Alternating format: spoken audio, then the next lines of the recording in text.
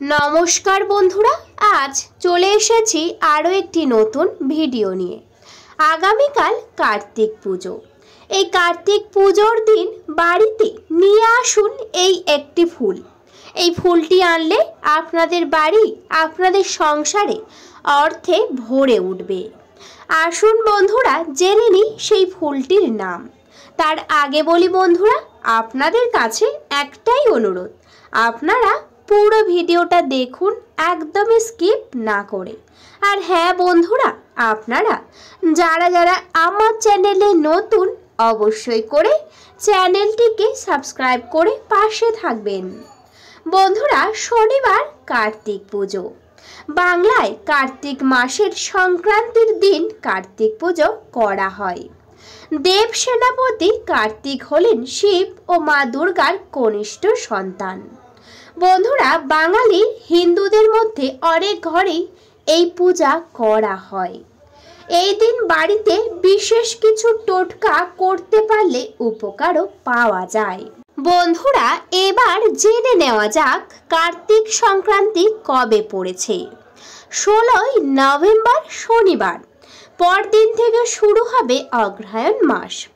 বন্ধুরা, এই বছর অর্থাৎ এই 2024-এ কার্তিক পুজোর শুভ সময় 16ই নভেম্বর ঠিক সকাল 8টা বেজে 55 মিনিট থেকে সন্ধ্যা 6টা বেজে 26 মিনিট পর্যন্ত।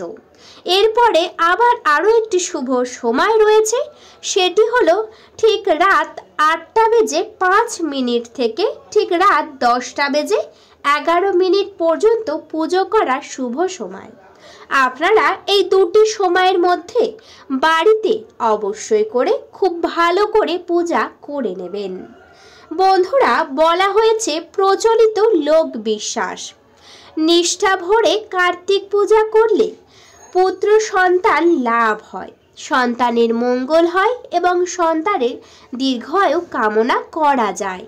সেই কারণে প্রত্যেক বাড়িতেই কিন্তু সবাই বেশিরভাগই কার্তিক পূজা করে থাকেন। আসুন বন্ধুরা, এবার জেনে নিই সেই বিশেষ টোটকা, যা এই কার্তিক সংক্রান্তির দিন যদি আপনারা মেনে চলেন তাহলে কিন্তু আপনাদের সন্তানদের মঙ্গল কামনা হবে, তাদের জীবন থেকে সমস্ত অশুভ প্রভাব দূর হয়ে যাবে।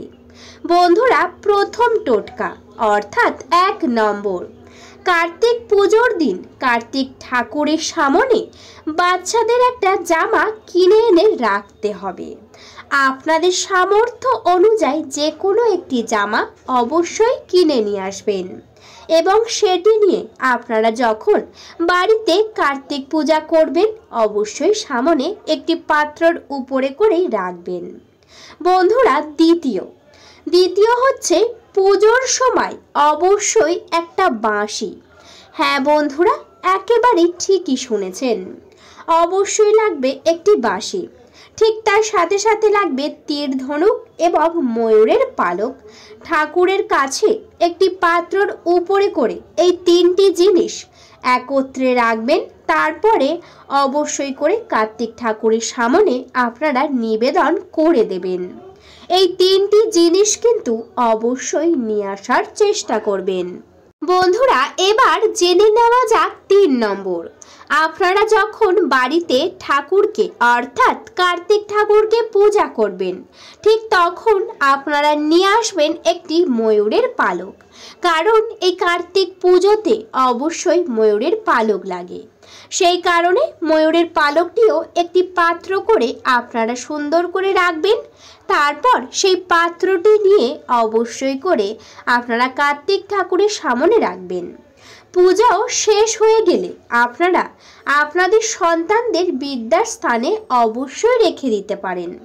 শেষ হয়ে যাওয়ার পরে কার্তিক ঠাকুরের সামনে বসে হাত জড়ো করে আপনারা কিন্তু বলবেন যাতে আপনাদের সন্তান সর্বদাই ভালো থাকে এবং সেই ময়ূরের পালকটি নেবেন, মনে বিশ্বাস রেখে হাতে করে তুলবেন। তারপর আপনারা কিন্তু অবশ্যই আপনাদের বাচ্চাদের যে স্থানে বিদ্যার জিনিস থাকে অর্থাৎ পড়াশোনার জায়গা বা যে কোনো বইয়ের মধ্যে এই ময়ূরের পালকটি রেখে দেবেন। এর ফলে কিন্তু পড়াশোনার মনোযোগ বৃদ্ধি পায়। হতে পারে অনেক বাড়িতে এমন কোনো বাচ্চা রয়েছে একেবারেই পড়াশোনা করতে চায় না, কিছুতেই পড়তে বসে না। সেক্ষেত্রে আপনারা কিন্তু এই কাজটি করে দেখতে পারেন। এতে কিন্তু অবশ্যই আপনাদের সন্তানদের পড়াশোনার মনোযোগ অনেকটাই বেড়ে যাবে স্বয়ং কার্তিক দেবের আশীর্বাদে। বন্ধুরা, এর পরে রয়েছে 4 নম্বর। কার্তিক পুজোর দিন সকালবেলা তুলসী গাছের পূজা অবশ্যই করতে হয়। আপনারা যখনই বাড়িতে কার্তিক পূজা করবেন ঠিক সকালবেলা আপনারা খুবই ভালো করে মা তুলসীকে পূজা করে নেবেন। কারণ মা তুলসী যদি সন্তুষ্ট হন তাহলে কিন্তু সেই সব বাড়ি বা সেই সব গৃহে কখনোই কোনো রকম সমস্যা দেখা দেয় না, সমস্ত অশুভ প্রভাব নষ্ট হয়ে যায়। সেই কারণে এই কাজটি অবশ্যই করে করবেন। বন্ধুরা, এরপরে জেনে নেওয়া যাক 5 নম্বর। শিশুরা যেসব খেলনা দিয়ে খেলতে ভালোবাসেন, আপনাদের বাড়ির সন্তানেরা যেসব খেলনা দিয়ে প্রত্যেকদিন খেলা করে সেই ধরনের কিছু খেলনা এই কার্তিক সংক্রান্তির দিন আপনারা কিনে নিয়ে আসবেন। তারপর একটি পাত্রের উপরে সুন্দর করে সেই খেলনাগুলিকে সাজাবেন এবং অবশ্যই বাড়িতে যখন কার্তিক পূজা করবেন আপনারা স্বয়ং কার্তিক দেবের সামনে সেই খেলনাগুলি অবশ্যই দিয়ে দেবেন। এতে কিন্তু দেব সেনাপতি কার্তিক অনেক প্রসন্ন হন। সেই কারণে এই কাজটি করতে একেবারেই ভুলবেন না। বন্ধুরা, এবার জেনে নেওয়া যাক 6 নম্বর। এই কার্তিক পুজোর দিন ঠিক সন্ধ্যাবেলায় যখনই আপনারা সন্ধ্যাবেলায় বাড়িতে পূজা করবেন বা কার্তিক পূজা হয়তো সন্ধ্যাবেলায় করছেন, তখন কিন্তু অবশ্যই নিয়ে নেবেন একটি প্রদীপ এবং সেই প্রদীপে অবশ্যই পরিপূর্ণ করে ঘি দেবেন। ঘি দেওয়ার সাথে সাথে সেই প্রদীপটি জ্বালাবেন।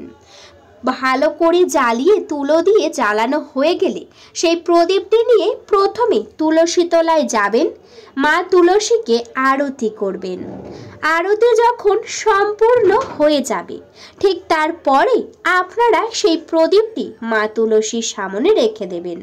কারণ কার্তিক পুজোর দিন সন্ধ্যাবেলায় তুলসী মঞ্চে একটা ঘিয়ের প্রদীপ জ্বালানো অত্যন্তই শুভ। সেই কারণে এই কাজটি করতে আপনারা একেবারেই ভুলবেন না। বন্ধুরা, জেনে নেওয়া যাক 7 নম্বর। কার্তিক পুজোর ঠাকুরকে 5টা গোটা ফল নিবেদন করুন। এছাড়া সম্ভব হলে আপনারা পায়েস ভোগ নিবেদন করতে পারেন। কারণ নিজেদের বাচ্চাদের জন্মদিনে যখন আপনারা পায়েস করে দেন তেমনভাবে কিন্তু খুবই ভক্তি সহকারে আপনারা দেব সেনাপতি কার্তিককেও পায়েস ভোগ নিবেদন করতে পারেন এবং আপনাদের সামর্থ্য অনুযায়ী ঠিক 5টি ফল একেবারে গোটা কিনে নিয়ে আসবেন। দেখবেন সেই ফলগুলি যেন কোনোভাবে বেঁকা বা কোনোভাবে নোংরা যেন একেবারেই না হয়। কারণ যে কোনো পূজার কাজে বা যখনই কোনো 5টি গোটা ফল বা 3টি গোটা ফল নিবেদন করবেন একেবারে নিখুঁত দেখে নিয়ে আসবেন। কোনোভাবে ফুটো থাকলে, কোনোভাবে ফেটে গেছে এমন কোনো রকম ফল একেবারেই নিয়ে আসবেন না। এতে কিন্তু সমস্ত দেবদেবী অনেক রুষ্ট হন। সেই কারণে ফলগুলি যখনই কিনবেন একেবারেই বেছে বেছে নেবেন। তারপর ভালো করে ধুয়ে একটি পাত্রর উপরে করে সেই 5টি ফল একত্রে সাজাবেন এবং দেব সেনাপতি কার্তিকের সামনে আপনারা নিবেদন করে দেবেন। বন্ধুরা, আসা যাক এবার মূল পর্বে। স্বয়ং কার্তিক ঠাকুরের পছন্দের ফুল কি এবং এই ফুল যদি আপনারা বাড়িতে আনেন তাহলে আপনাদের বাড়ির উপরে কিন্তু দেব সেনাপতি কার্তিকের আশীর্বাদ পড়বে। বন্ধুরা, কার্তিক ঠাকুরের পছন্দের ফুল হলো রক্তকরবী। হ্যাঁ বন্ধুরা, একেবারেই ঠিকই শুনেছেন। যদিও এই ফুল না পাওয়া যায় তাহলে সাদা বা হলুদ করবী দিয়েও পূজা করতে পারেন। সবসময় রক্তকরবী ফুল পাওয়া যায় না, সেক্ষেত্রে আপনারা সাদা বা হলুদ করবী ফুল নিয়ে আসবেন এবং সেই ফুল দিয়ে স্বয়ং দেব সেনাপতি কার্তিককে পূজা করবেন। এছাড়াও বন্ধুরা যে কোনো রঙিন ফুল দেওয়া যেতে পারে, যেমন লাল গোলাপ, পদ্ম, নীল অপরাজিতা, হলুদ চম্পা এবং গাঁদা ফুল তার খুব পছন্দের। সেই কারণে যদি এই করবী ফুল একান্তই আপনারা না নিয়ে আসতে পারেন, সেক্ষেত্রে আপনারা অবশ্যই করে এই ফুলগুলি বাড়িতে নিয়ে আসবেন। তারপর অবশ্যই করে কার্তিক ঠাকুরকে সুন্দর করে সাজাবেন এবং ফুলগুলি আপনারা অবশ্যই নিবেদন করবেন। এতে কিন্তু দেব সেনাপতি কার্তিক অনেক খুশি হন।